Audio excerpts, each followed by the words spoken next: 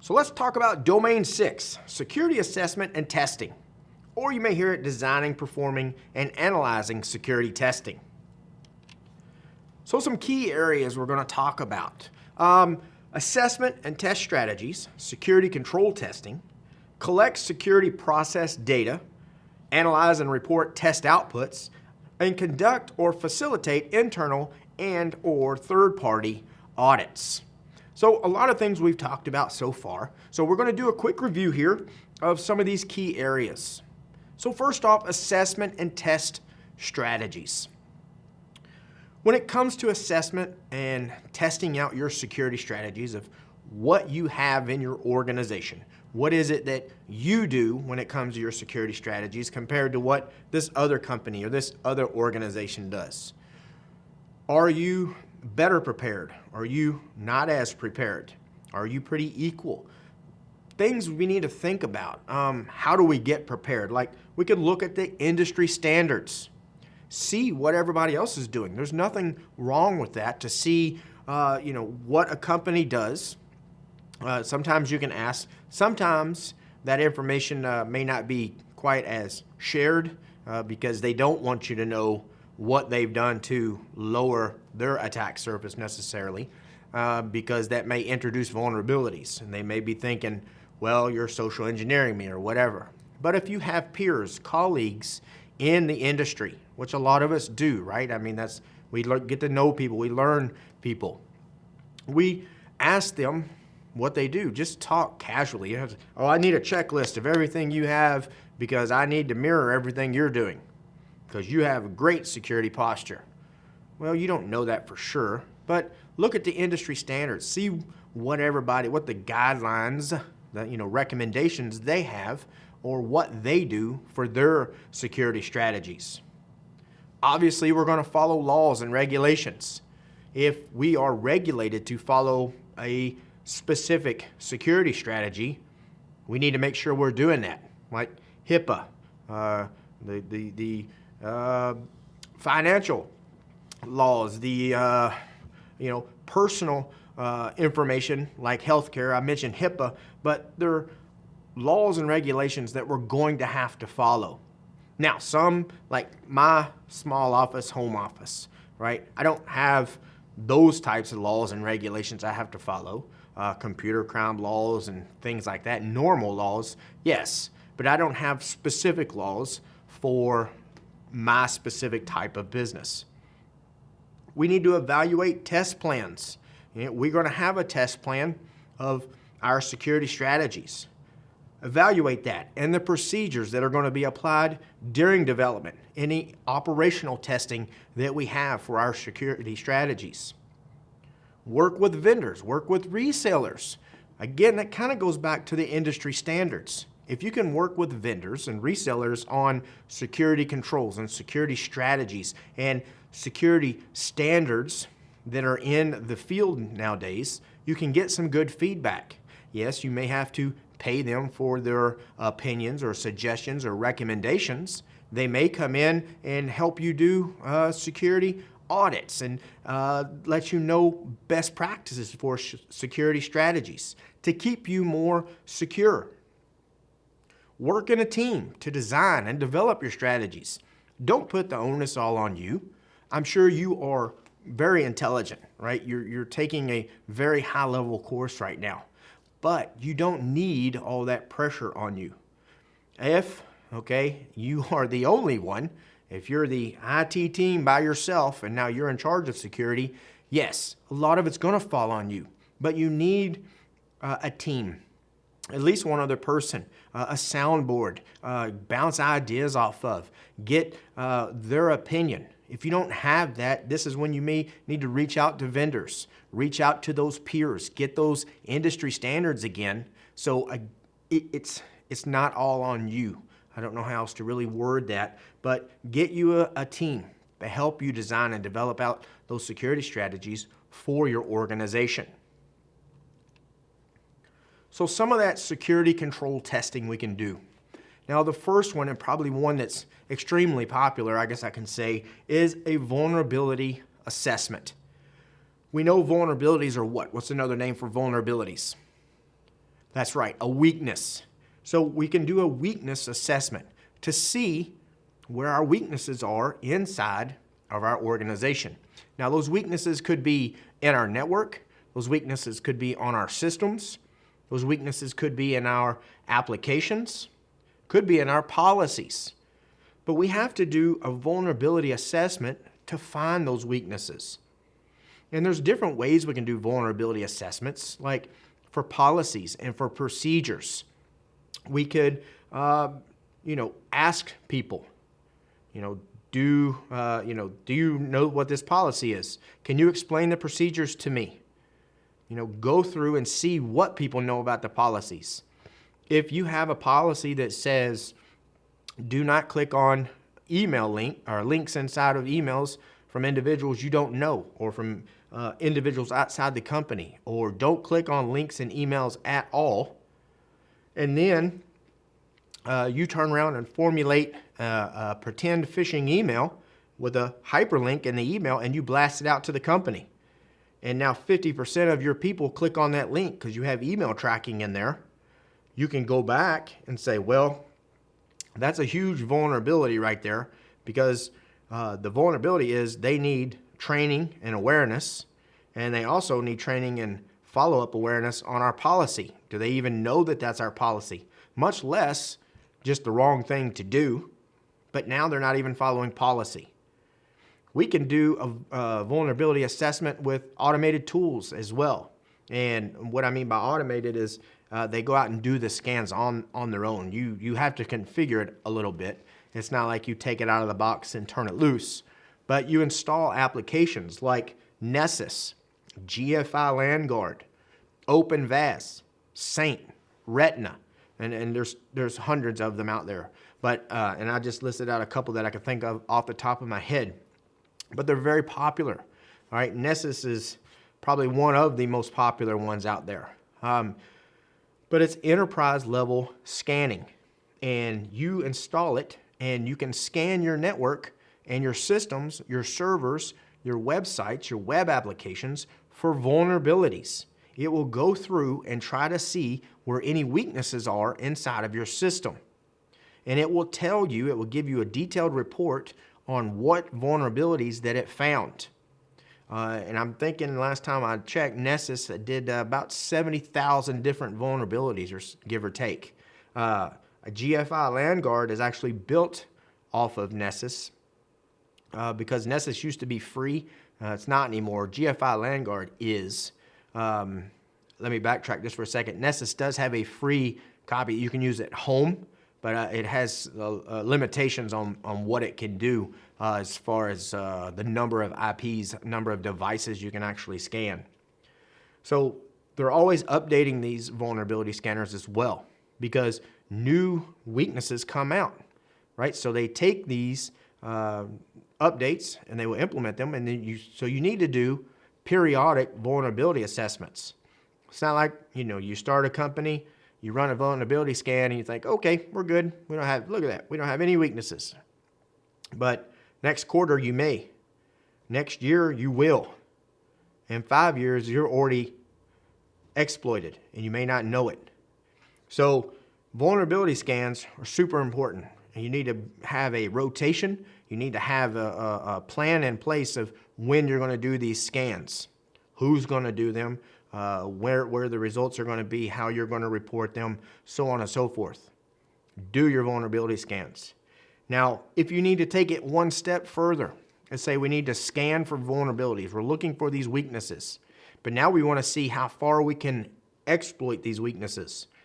Now we can do what's known as a penetration test or a pen test. Because now, not only do we know that's a weakness, there's a weakness over here. I can see the vulnerability. They don't have a Windows Update patch or Windows Update on this box over here. So a penetration test will then take an exploit and try to exploit that vulnerability to gain unauthorized access. Now, that doesn't mean we're going to gain unauthorized access and then go in and delete the hard drive or steal information. We're going to get in just like a hacker would on our attacker. And once we're in, we're in. We can do whatever. But in a penetration test, as a white hat hacker, you're going to come back out of the system, not do anything malicious, but you're going to document that. Workstation 104, vulnerability, this, penetration test, successful. You'll have that in your report, and you'll present that to the company. Or you can do this internally. You can do your own penetration testing as well. So usually when you do a penetration test, you're going to come in as a white box or a black box pen test. Either you know everything there is to know about that company as far as IP addresses, their platforms, what security they already have in place, or a black box test where you don't know anything about the company other than your person that contacted you. You may know the name of the company, and you may know something about it, like if it's a bank or a department store or electronic or whatever they do. But as far as their platforms, their IP schemes, their DNS, what operating, everything, you might not know any of that. So that's a black box test. Now, when you do a penetration test, first off, you're going to do footprinting, right? You're going to do some footprinting to find out, some discovery to find out everything about that company. You may do web searches. You may call on the phone and do some active footprinting. You're interacting with them. You may visit the company and ask for a tour. They may not know who you are. They probably don't. Just the person that contacted you is going to know who you are. So see if you can take a tour or whatever. A lot of footprinting involves looking up sources on the web, financial data, job postings, mapping websites, news websites. You're going to find out everything you can to look for weaknesses in that corporation. Then you may go in and do some scanning, right? So you can maybe get in, scan the network, do like a ping sweep or port scan with tools like Nmap, right? So you can see what computers are out there. You can see what ports are open, which ones are going to talk back to you. You can do some enumeration, maybe get more information. You're trying to pull information off these systems now as far as like banner grabbing. You can telnet into port 80 and see if you can find out what kind of operating system the web server is running. Is it an IIS? Is it Apache? We're trying to elicit some information from them. And then once we get done with the enumeration, then we can really start to launch attacks. We can start formulating our attacks and go into a hacking phase. So we know the devices that are out there with our port scan from our scanning. We know which doors are open. We did some enumeration so we can narrow it down and say, well, they're only running Windows operating system or Microsoft operating systems inside of this facility. So that eliminates all of our Linux, Mac OS exploits that we might run at this particular company. So we can become Windows oriented now. So we know that. So we start our hacking phases. We start to try to social engineer them. We try to do session hijacking, some IP spoofing, maybe try to transfer the DNS zone, things like that. All of that could be part of our penetration test. We're also going to pen test their applications, see if we can break their web applications, see how far we can get in, maybe do some cross-site scripting or try to do a SQL injection attack or that cross-site request forgery. Pen tests take a long time, and this just having one bullet really doesn't do it justice, but that is part of our security control testing. And you can do your own pen testing inside of your organization with tools like Backtrack, which is now Kali Linux, just as an example. Free distribution of Linux. You can download that and use that. It has built-in tools for penetration testing. You can do it in your home. There's nothing says you can't do that. You can do it in your own organization as long as the organization knows you're doing this. Don't penetration test. Don't run vulnerability scans on networks that are not yours. All right, that's a no-no. that's a computer crime. All right, do not scan networks that do not belong to you unless you get written permission from the owner of that network or somebody that can speak for that network, like the company owner or the CIO that might have requested you come and do this pen test. We can also do log reviews. Now, we know a log is a record of events, usually events that are occurring in our systems, our servers, our network. Somewhere in the organization, we have things happening, these events. Remember we talked about events and incidences, right? An event is just something that is happening, right? A log on, a log off, object access, restart of the server. All of those are events. They're not necessarily an incident. Now these logs, all these collection of logs that we get are made up of log entries. So every time we say, go look at the log, that's just the depository or repository for all the log entries. When we say we want to look at the log, we can go look at it and we get a list of all the entries, and then we can look at the specific entries for those events. So things we have to think about. Who has access to the logs? Are they on a syslog server? We talked about SIM earlier. Or is everything being aggregated to one location? Is there a particular server admin that needs to take care of this? Where are those logs going to be stored? How often are they reviewed? Is it somebody's job to look at them every morning? Or is it somebody's job to look at them all day? Or every other day? Or on Monday morning? What type of information is logged? What kind of auditing do we have turned on? Do we have successful and failure audits for just about everything? Or do we care just about failures? Do we care about successful logon attempts? I've worked for system admins that they log everything. Successful and failed logon attempts, successful and failed interactive logons, everything. And the logs get huge. And if they want all that information, that's up to them. It would be up to you and your organization. What can we use the log entries for? Why are we keeping this, right? Again, it's on your organizational policies of what are you going to use it for? To me, I don't know that I necessarily need successful logon attempts. Failed logon attempts, that does interest me a little bit more. But if you're successfully logging on, not as much.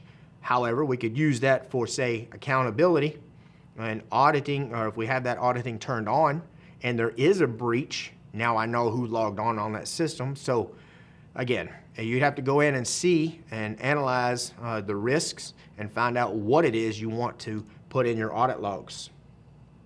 You can have synthetic transactions.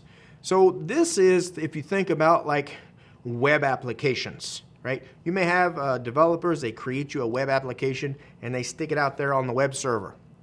So it's out on the web server, but they're testing it, right? They're putting some synthetic transactions, they're using some scripting to emulate real users using your application. Now they're not trying to break it necessarily, but they're trying to make sure like the data flows are right. If I log in here, does it take me to the right page? If I do something here, does it take me to the right page, right? Is the programming logic, does it match up with what we had in our head and our plan with what we actually coded? So they're not intentionally trying to put in bogus data, like that would be fuzzing, but they're trying to put it through synthetic transactions, false users, to see what will happen when we put real users against it. That way, instead of having 100 or 500 users come and test our product or test our web application, we have this scripting to emulate them to make sure that it flows the way it's supposed to flow. You also might have some code review and testing. We're going to have this. If you have developers in your organization, you may have people that do code reviews. You can actually do this in penetration testing or vulnerability scanning as well. It can be part of one of those two processes. So again, we can have black box or white box testing. If it's black box testing, I don't know anything about that application other than you gave me a copy and I need to see what I think about it. I'm going to review it and test it to see if it works properly. If it's white box testing, I might have been part of the development team or part of the planning team. I may know what it's supposed to do. I may know how it's supposed to act. I may know a lot about the code that you've put into it. So I'm going to do a review and test it to see. You can do manual or automatic testing, right? I can go through, just like I was talking about, and I can test it myself. That would be manually, right? I'm putting it on a system, and I'm taking care of that. Or we could do automatic testing, run it through some type of application or program to test that for us. It can go through and scrub the code for what it thinks are coding errors and let us know. You could have a misuse case testing. This is if there's an error, did we handle it properly? Like, are we trapping for errors? Instead of we created an application, we developed something, and now there's an error, did it just crash? Or did it crash the system? We don't want that to happen, obviously. We want to make sure we're handling mistakes properly. We're not perfect, and I'm by far not the world's best coder or application developer. I guarantee it, I would make tons of mistakes trying to do this. So a misuse case test would be great for me, because if I'm coding and creating an application and there's an error in there, I typed a function wrong or whatever, I don't want it to crash the system. I want it to capture that error, notify, say, I'm sorry, there was an error here or whatever the case may be, and that way I'm handling it better. I can always go back and fix that. And then interface testing. This is conducting to evaluate whether systems or components, if they pass data and pass the control correctly to one another. So not necessarily the interface like what we see, but how the components inside of an application, how they interface together, how the information flows from, say, one module to another module inside of your programming logic. So how they're interfaced together is what we want to test. So can we pass data from here to here? And then if we do that, the data's over here, but what if the control, the mechanisms for manipulating the application don't move with it? And the control, what if it stays over here? Well, we've got a broken program, so it's not going to work properly. So we want to make sure that the control passes from module to module or object to object inside of our application. Now we can also collect security process data. So account management. When it comes to account management, do we have our eyes on the accounts? Are we going through doing our due diligence to see who has what? We need to look for those privilege escalations. Be like, well, Steve's got administrative rights, and we're not real sure why he does, because he's not an administrator. Somehow his privileges got escalated. So we need to make sure we're getting in and finding out why. We also need to talk about revocations. They got fired, they quit, or they're on vacation. Sometimes you can revoke rights while they're on vacation or temporarily disable an account. If they got demoted, you can revoke their rights as well. So we need to make sure we have our eyes on those accounts so they are set, the permissions, the authorizations are set the way they need to be. We could have management review. We always need management involved. I know that may sound like, well, they're just going to do this and do that, and they're not going to give me the freedom, and that may be true. However, they do have the organization's view, right? They got a better view of the organization. They got the best interest of the organization in mind. All right, they're not out to get you necessarily, so don't look at it like that, but we need to have management involved in the process. So let them review our procedures. Again, we don't need to put it on a super technical level, but let them see our procedures. They're going to see our requests, because more than likely they'll be reviewing and approving budgeting, and they can either approve or deny our requests that we are going to make them aware of. We can have key performance and risk indicators. Now, performance indicators, they tell us how well we're doing, or how well we're not doing, I guess, if you want to look at it like that. Are we meeting the goals that we set for our processes, for our security strategies? So think about metrics when you think about key performance or risk indicators, right? How are we measuring those indicators? How are we getting there? Well, this is our key performance indicator here, but we're down here. Our metrics say, we're climbing and we're almost there. So we're going to use metrics to measure this, or success or failure, whichever way you want to look at it. And then backup verification data. Test your backups, right? Verify the restore process. Don't take for granted that because the backup process ran successfully, the data was backed up properly. Yes, you didn't get an error. There's no error in the system log. There's no error in the syslog server. So yeah, I feel good. The backup ran. But do a test restore on not on a production environment, but on a development server somewhere, right? Take that backup that you just created or the system created for you and try to restore it on a development machine. If it comes up and you see your data and that's the way it's supposed to be, then yes, you do have a 99% feel good about that.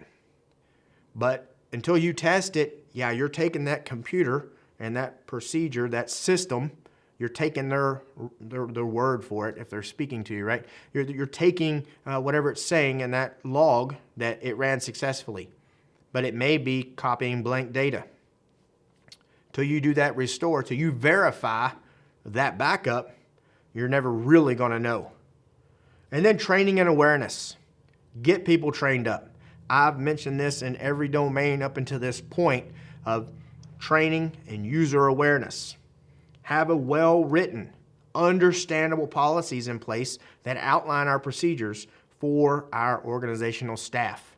They need to know all the policies, but just because we create the policy, we have to train them on the policy. Let them know what the policy is, what it's for, why we have it, what happens if they don't follow it. Explain that to employees. Don't just hand them a bunch of papers and say, well, this is our policy, you better follow it, or you might get fired. Explain that to them. Email policy. They may not understand.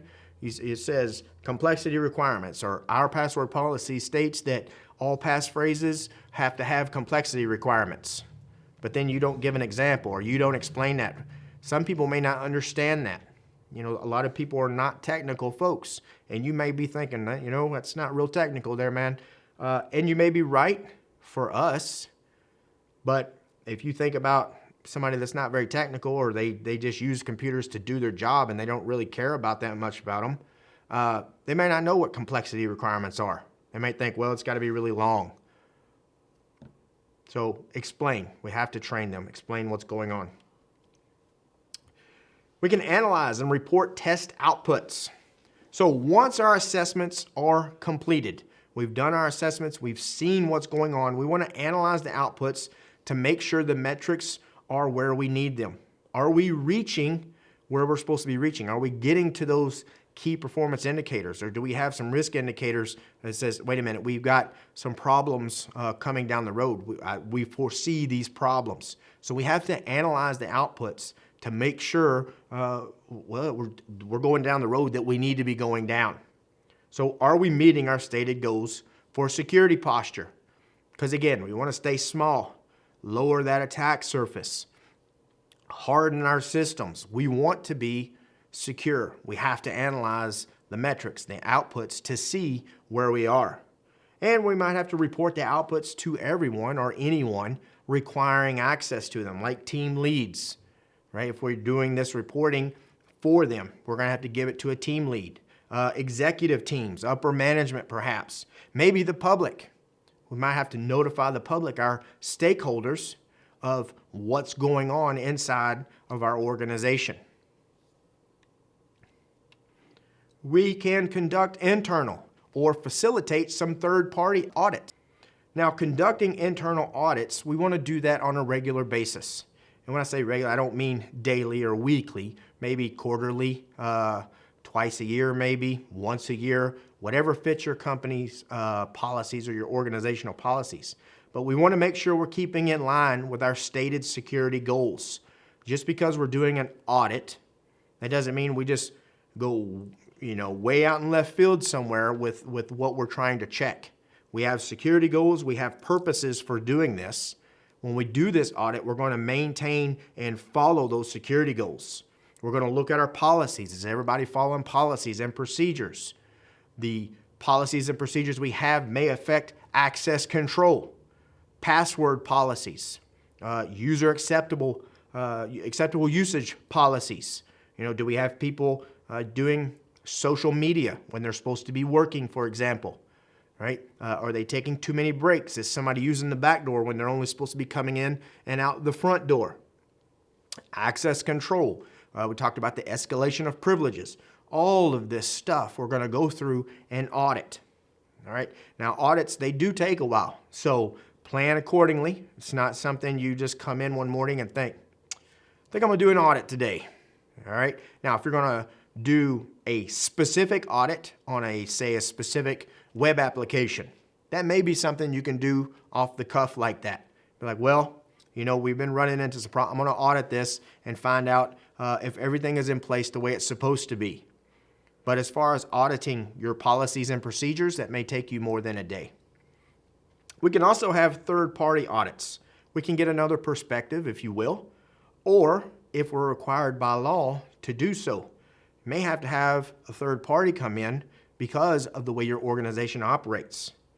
So if we're facilitating this, right, that would be the facilitating of the third party. They're doing it, but you may be with them during the process because they may have questions, and more than likely they will. You don't want them to have to hunt you down. Usually an audit process, it's when people hear that, they cringe, right? They say, oh no, an audit's coming. I'm going to get in trouble, right? Because, auditors, they don't usually find, they're not looking for necessarily the right thing. They're looking for things you're not doing right. And we're just as guilty of that for internal audits, right? We're not looking at everything. And when we go to somebody or whatever and we see they're following every policy and procedure, we don't say, hey, it's a good job, thank you. We're just like, yep, nothing's wrong, and we move on, right? Because we're always looking for something wrong. We're kind of not very nice when it comes to that kind of stuff. And that's what we think of when it comes to audits. People cringe. So you're going to be with them. You're going to facilitate this audit. While you're doing that, you want to ensure the proper scope and tailoring to get appropriate number of controls at the correct level for the particular target system. So be there so you can ensure that scoping and that tailoring. That way they don't get too far off and they stay on task when it comes to the audit as well. It's going to be a little more fair for them. It'll be a little more fair for you and the organization as a whole. We want to establish a security baseline through annual audits. So we're going to do these audits and establish a security baseline. And that may change from year to year. Be like, hey, well, we're here this year. Maybe we have different applications, different vulnerabilities, different threats. So now that baseline is going to change. We're going to spell out our objectives. Let everybody know what they are. Don't keep them secret. And I'm saying everybody on our team. Choose auditors with real security experience. Don't just go the latest and greatest. Don't just jump for the cheapest when it comes to third parties. All right, this is one of those you get what you pay for kind of things sometimes. So be careful with what you're doing here. So, ask them questions. Be like, well, because they're going to contact you first, or you can contact them and say, hey, we need an annual audit for such and such. I see on your website you've got 25 years experience. Could you tell me a little more about that? And they should be more than happy to share that with you. Not necessarily results, but well, we've been in the business for this long, we've done this many and this and this and this, and just because they've been in the business 25 years doesn't mean they've been successful. Probably, since they've stayed around that long. But how many audits do you do a year? Do you do 2? So they've only done a handful. So things like that, we have to ask. Involve business unit managers early on so they know what's coming. Again, people think of audits, they're like, Get those unit managers, get those team leads involved. Make sure your auditors rely on experience and not just checklists. Goes back to the choosing them with real security experience. If they have real experience, yes, they may have a checklist. They may have things to keep them on track. But at the same time, they have intuition. They have experience. And they can bring that into the audit, which is going to be better for you. They may find a couple more things that's not on the checklist, but that's only going to make you stronger as an organization. So don't always look at audits as a bad thing. Yes, it makes you feel bad at first. You think, man, they found this and this is not very, man, we're just not doing very good, right? And you take that personally as a security professional. I know I do. When people find things, I'm just like, oh, right? It makes you mad. But learn from your mistakes and make your organization, make your security posture stronger. So also insist that the auditor's report reflects your organization's risks. So you can take that report and you can apply that to management and show them the risks. So now you have something, the auditors are kind of on your side now. You say, well, these are our risks. You said the auditors agree with me. We need to get better controls to get these threats under control. So that's going to help you as well. So that does it for Domain 6. We talked about assessment and test strategies, security control testing, collect security process data, analyze and report test outputs, and conduct or facilitate internal and third-party audits.